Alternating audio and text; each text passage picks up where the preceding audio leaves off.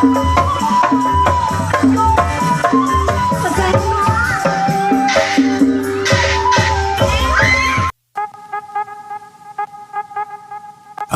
CS-CS-ku, berjumpa lagi dengan manusia Madesu di Easy Film.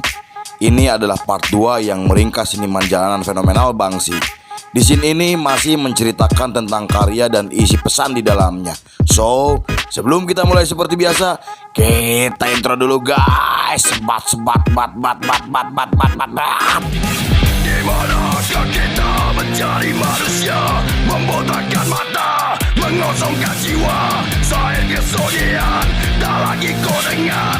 Inilah saatnya engkau melihatnya. Ikutlah bersamaku, berjalan bersamaku, dengan apa membara, dengan asap bermakna. Marilah harapan jadi kenyataan.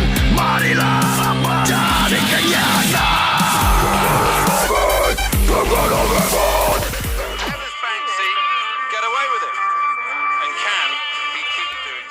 Scene dilanjutkan pada bulan Mei 2012. Karya seni Banksy yang menggambarkan tikus yang sedang terjun payung tak sengaja dihancurkan oleh tukang pipa yang memasang pipa baru. Karya itu dibuat oleh Banksy pada akhir 1990-an di kota Melbourne, Australia. Kejadian itu menjadi topik utama di media-media Australia.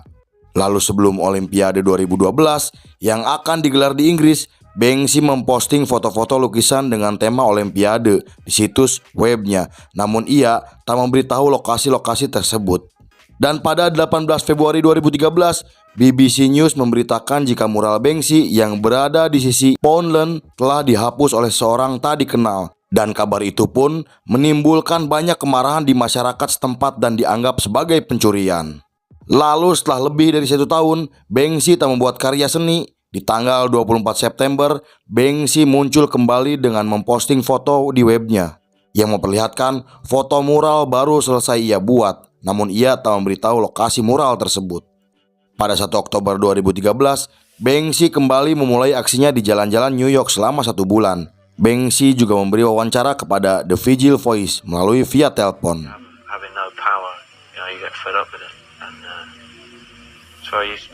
Setelah itu, muncul sebuah kios jalanan di Central Park. Di kios jalanan itu, ia menjual 25 kanvas seni semprot Banksy dengan harga $60. Lalu Banksy memposting sebuah catatan video di webnya yang mengatakan kemarin saya mendirikan kios di taman yang menjual 100% karya Banksy, yang ia juga tanda tangani sendiri dan dijual masing-masing dengan seharga $60. Banksy, but over the weekend, the anonymous graffiti artist set up the $60, and Banksy claims it took only 4 hours to make the first sale. Lalu saat itu wali kota New York bernama Michael Bloomberg mengatakan jika Banksy adalah perusak yang karyanya bukan sebagai definisi dari seni. Ia juga mengatakan jika regu NYPD sedang mencari Banksy atas berbagai seni grafiti dan instalasinya di New York. Lalu saat Banksy sedang dicari oleh NYPD, salah satu ciptaannya kembali muncul, yaitu sebuah patung fiberglass McDonald dan seorang bertelanjang kaki dengan mengenakan pakaian compang-camping. Di sana, ia terlihat sedang menyemir sepatu Ronald McDonald yang kebesaran.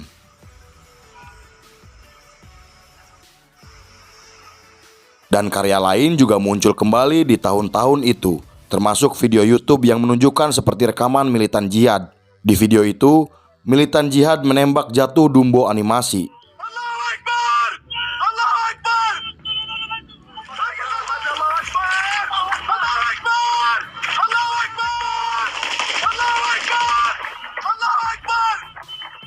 Dan masih di New York, truk pengiriman rumah jagal yang dipenuhi dengan boneka binatang muncul berkeliling kota.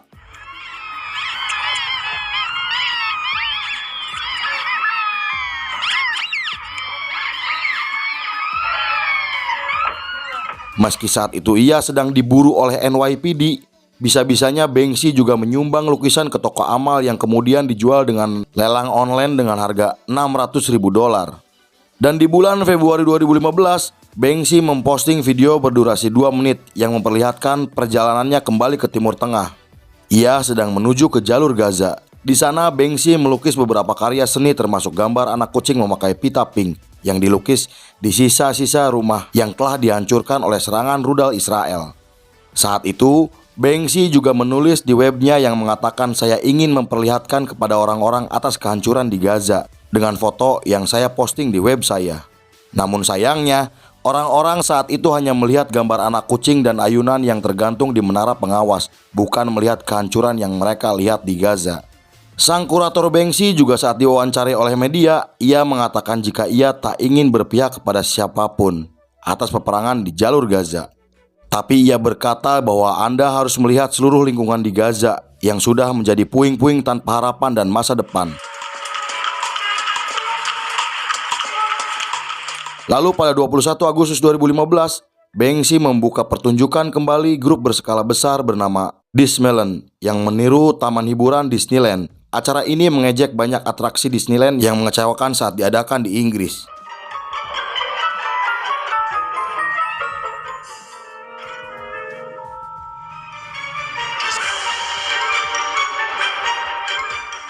Kemudian di bulan yang sama, Banksy membuat mural di sekitar Calais, Prancis. Daerah itu dikenal sebagai tempat tinggal para imigran saat mereka mencoba memasuki wilayah Inggris.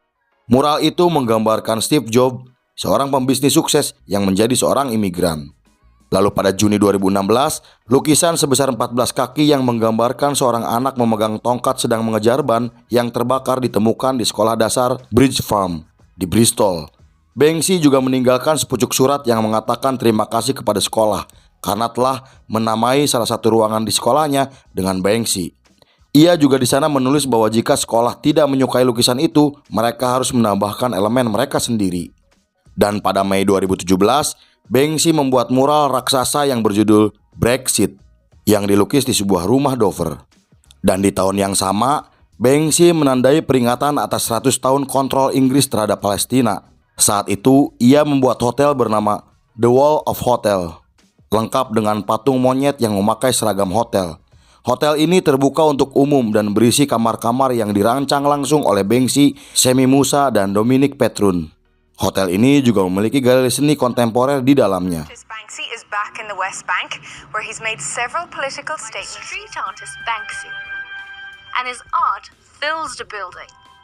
Dan pada tahun 2018, setelah 5 tahun tak mengunjungi New York, Banksy kembali datang dengan gambar seekor tikus yang berlari di sekitar lingkaran jam di gedung bekas bank. Lalu seminggu kemudian, gedung itu dirobohkan untuk pengembangan, namun karya lain masih tetap terjaga. Salah satunya mural yang sangat terkenal yang menggambarkan seniman Kurdi yang dipenjara di daerah Brooklyn. This week, the mysterious street artist painted this 70-foot mural on the Sarah Dogan. She's in prison. And if you go farther uptown, that one shows a rat running inside a clock. Lalu pada Oktober 2018, salah satu karya Banksy berjudul Balloon Girl dijual dalam lelang di Sotheby's, London, seharga 1,4 juta euro. Namun setelah palu jatuh dan lukisan resmi terjual, kanvas yang di dalam bingkai keluar melewati penghancur yang tersembunyi di dalam bingkai dan merobek sebagian gambar.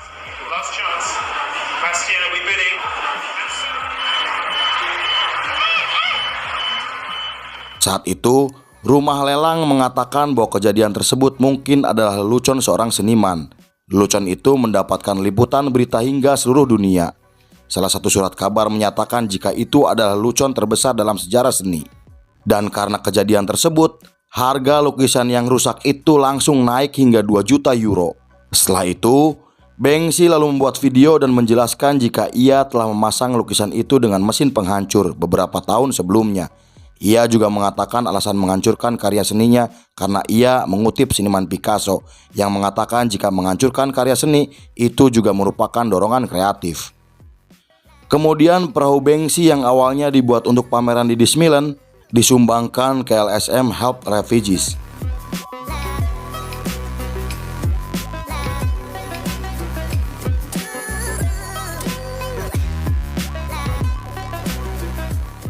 Dan di bulan yang sama, muncul grafiti di dua sisi dinding garasi seorang pekerja baja di daerah Port Talbot. Di sisi pertama, grafiti itu menggambarkan seorang anak sedang mencicipi salju yang jatuh. Dan di sisi lain, menggambarkan drum sampah yang terbakar. Kemudian Banksy membuat video di Instagram yang mengatakan jika gambar itu memang miliknya. Setelah itu pun, banyak penggemar Banksy yang datang untuk melihat grafiti tersebut. Ian Lewis, Pemilik garasi tersebut mengatakan jika ia tak bisa tidur karena khawatir gambar itu akan dirusak. Kemudian Michelson mendanai Ian untuk memasang sebuah layar plastik agar bisa melindungi mural tersebut.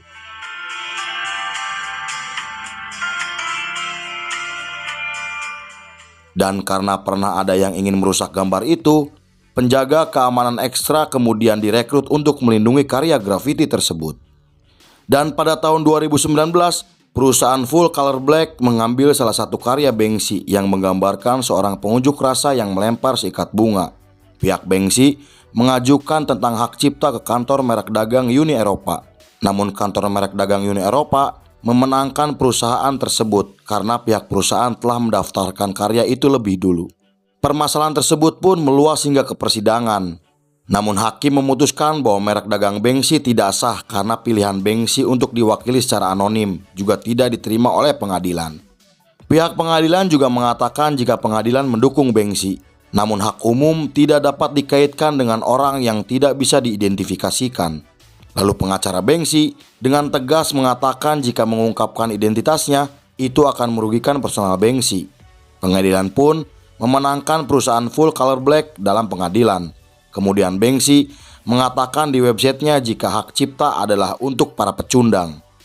Lalu pada 13 Februari 2020, sebuah mural Banksy bertemakan Valentine muncul di dinding sebuah bangunan di lingkungan Burton Hill. Mural itu menggambarkan seorang gadis muda sedang menembakkan ketapel dengan bunga asli. Beberapa hari kemudian, mural tersebut dirusak oleh seorang yang tak dikenal. Dan kemudian Banksy kembali membuat lukisan yang berjudul Painting for Science untuk disumbangkan ke University Hospital of Southampton selama pandemi global virus corona pada Mei 2020. 23 Maret 2021, lukisan itu terjual dengan harga 14,4 juta euro dan merupakan rekor baru untuk karya Banksy. Hasil penjualan lukisan tersebut dimanfaatkan bagi sejumlah organisasi badan amal yang berhubungan dengan kesehatan.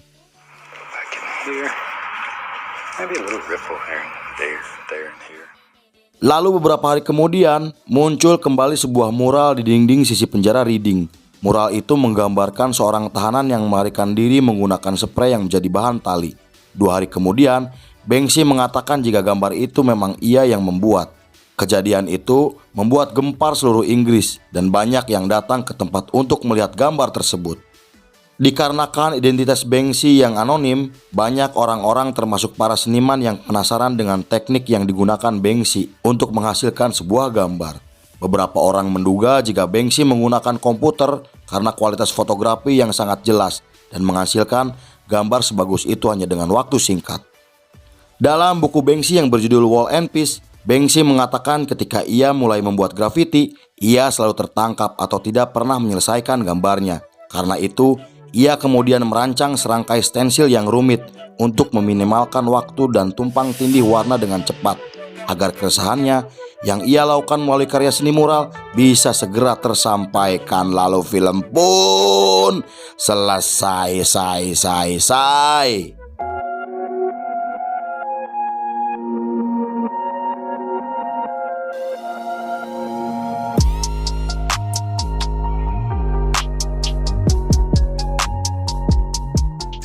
Semua seniman rela menderita demi karyanya, tetapi mengapa hanya sedikit yang siap untuk belajar menggambar? By Banksy. Oke, go. Sekian dulu dari kami. Saya beserta jajaran berandal malam kembali pamit undur diri.